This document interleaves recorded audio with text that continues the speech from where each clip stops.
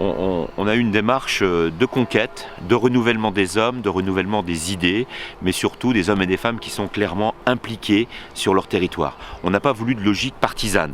On a cherché au contraire à nous inscrire dans une démarche de rassemblement des territoires. Il n'y a rien de pire que de chercher à les opposer.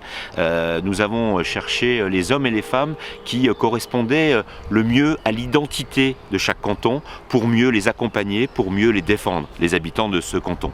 Donc ce travail important, parce que 23 cantons en Meurthe-et-Moselle, ça a mérité un engagement depuis 2 mois, mais on a su faire avec celles et ceux qui m'entourent un travail de minutie, un travail de dentelle, d'abord pour que les déceptions ne soient pas très grandes des uns et des autres qui ne figurent pas sur la grille de départ de certains quatuors. Et on a fait en sorte justement qu'il n'ait pas l'envie, par rage, par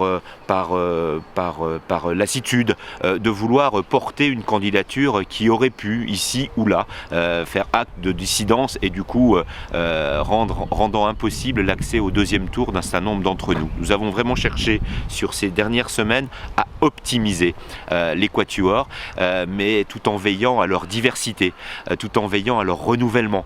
On a une moyenne d'âge qui est très faible, qui est très petite, donc positivement faible. On a des hommes et des femmes qui s'inscrivent en suppléance et qui représentent les forces vives pour demain, pour après-demain. On a vraiment fait en sorte que les hommes et les femmes qui composent sur 22 des 23 cantons les quatuors de l'Union, de la droite, du centre et des indépendants puissent dégager cet esprit de renouvellement, de fraîcheur, de ressourcement que l'on va tenter d'apporter et d'insuffler pour la Meurthe-et-Moselle.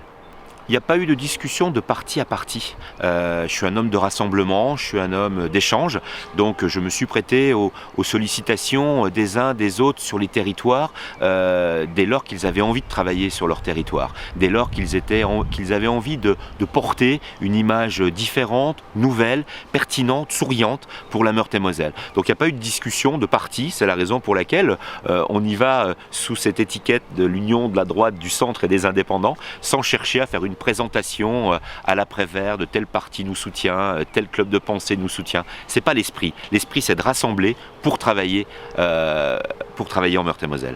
Ce sont les enjeux de politique départementale. Les politiques publiques départementales qui encadrent le champ de nos compétences, évidemment, seront insufflées, seront travaillées et seront poursuivies et amplifiées. Toutefois, il y a trop de pans de notre société qui sont laissés de côté. Je fais allusion à tout l'aspect économique. Les acteurs économiques sont en souffrance par rapport au département de Meurthe-et-Moselle, contrairement à d'autres départements. Par rapport à la sécurité, c'est un enjeu important qu'il convient de travailler auprès de nos concitoyens pour les protéger. Et pourtant, nous avons des liens dans le cadre du champ de compétences de notre département pour pouvoir insuffler des politiques qui répondent à ces enjeux importants.